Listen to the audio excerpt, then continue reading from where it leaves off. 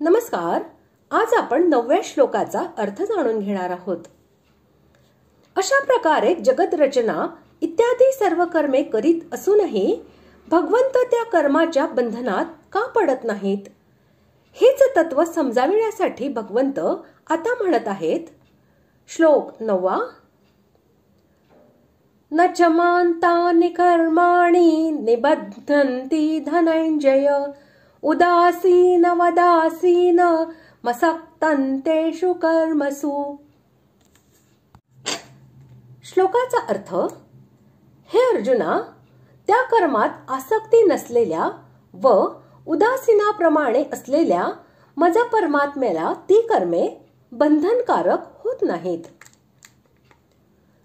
संपूर्ण जगाची उत्पत्ती, पालन आणि संहार इत्यादींसाठी भगवंतांकडून जितक्या क्रिया होतात व ज्यांचे पूर्वीच्या श्लोकात संक्षिप्त वर्णन आलेले आहे, त्याच कर्मांबद्दल भगवंत सांगत आहेत.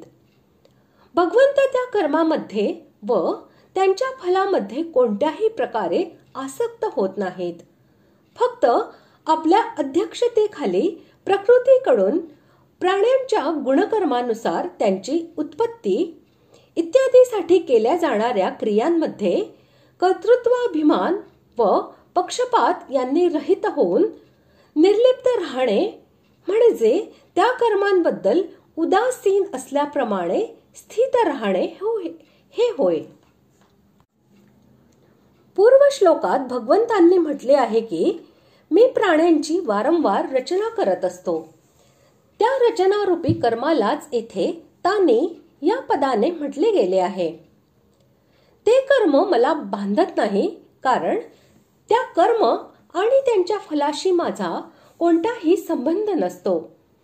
असे म्हणून भगवान मनुष्य मात्राला असा बोध करतात, कर्मबंधनापासून सुटण्याची युक्ती सांगतात की जसा मी कर्माविषयी आसक्त नसल्यामुळे बांधला जात नाही, तसेच तुम्हीही कर्माविषयी आणि त्यांच्या फलाविषयी आसक्ती ठेवली नाही, तर सर्व कर्म करूनही तुम्ही त्यापासून बांधले जाणार नाहीत.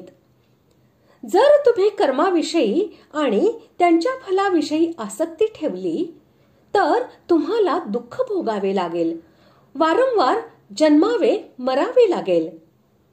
कारण कर्माचा आरंभ आणि अंत होत असतो, तसेच फलही उत्पन्न होऊन नष्ट होत असते.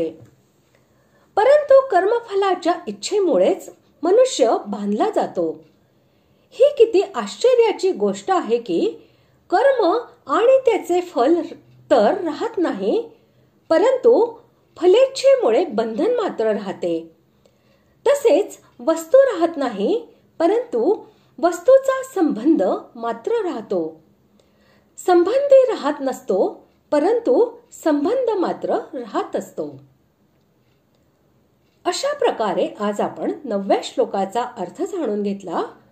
पुढील भागात आपण 10व्या श्लोकाचा अर्थ जाणून घेऊया. धन्यवाद.